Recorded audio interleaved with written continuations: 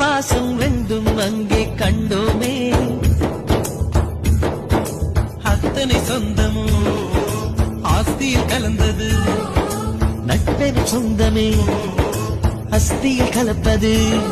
ஒரு சின்ன வேதனை வந்தாலும் அலைக்கோது என்ற கை நண்பன் கை. நாம் என்ன சாதனை செய்தாலும் அது நண்பன் தருகிற நம்பிக்கை. கண்ணனுக்கு கோயில் உண்டு, கர்ணனுக்கு ஏன் இல்லை?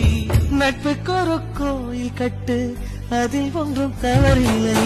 எங்களின் வீடு இன்று ஒரு ஏழை நிலாதான், எங்களின் பின்னால் நட்புக்கு ஒரு தாஜ்மஹால் தான்.